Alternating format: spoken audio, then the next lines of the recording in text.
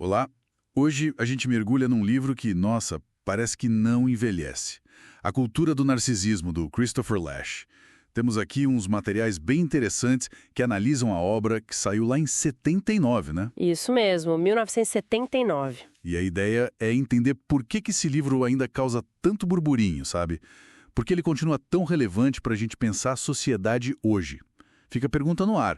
Será que Lasch estava vendo o fim de uma era ou, sei lá, o começo da nossa? Essa é a grande questão, né? A tese do Lasch era bem ousada para a época.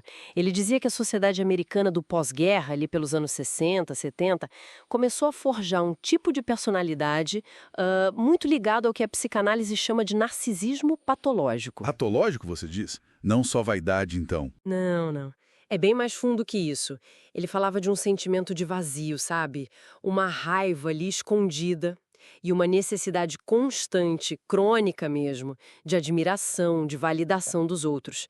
Isso tudo para tentar segurar uma imagem de si mesmo que parece grandioso, mas que no fundo é bem frágil. Entendi. E de onde ele achava que isso vinha? Pelos textos, parece que era uma mistura de coisas, né? Tipo, a burocracia crescendo, a cultura da terapia, até aqueles movimentos de autoconhecimento dos anos 70. Exatamente. E tem uma ironia aí que Lasch apontava. Esses movimentos que buscavam, tipo, autenticidade, autoexploração, na visão dele, acabaram, sem querer, reforçando um foco na performance do eu. Performance. Como assim? A busca por se sentir bem virou quase um objetivo em si, sabe? Muitas vezes sem conexão com conquistas reais ou com laços sociais mais sólidos. Ele também olhou para aquela ética protestante do trabalho, do self-made man, sabe? Sei do cara que se faz sozinho. Isso! Ele via que isso estava perdendo o conteúdo moral e virando só uma busca por sinal de sucesso, de status, uma performance constante para mostrar que você venceu. Essa ideia de performance parece central mesmo.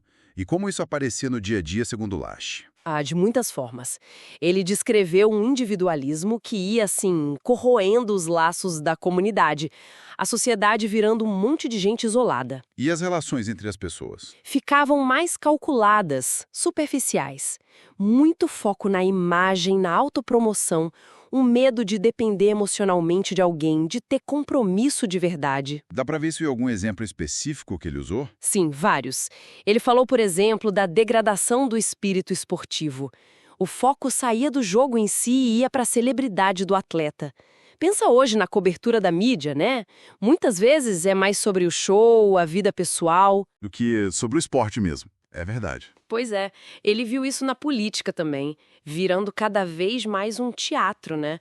Questão de imagem, relações públicas e menos debate sério de ideias. E, de modo geral, uma fuga de sentimentos muito intensos, fossem bons ou ruins. E a cultura do consumo, imagino que entre forte aí. Buscar validação nas coisas que a gente compra, na aparência. Com certeza, o consumo vira um jeito de tentar tapar aquele vazio interior, sabe? E de construir essa identidade para mostrar para os outros. Outra coisa séria que ele apontou foi uma mudança na nossa relação com o tempo. Como assim, com o tempo? Uma desvalorização do passado, visto como algo, sei lá, sem importância ou até opressor, e uma falta de investimento real no futuro. O foco total no agora, na gratificação imediata. E qual a consequência disso? Levava ao que ele chamou de expectativas decrescentes.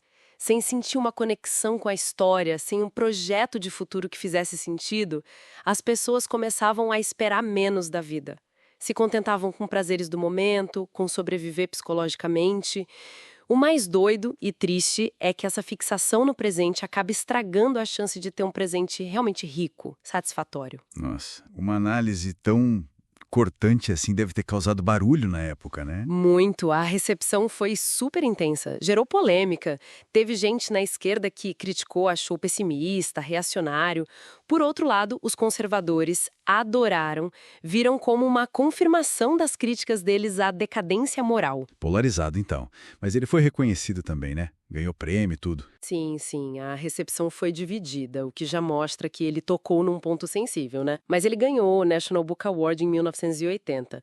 E a força da análise dele, eu acho, é ser muito interdisciplinar.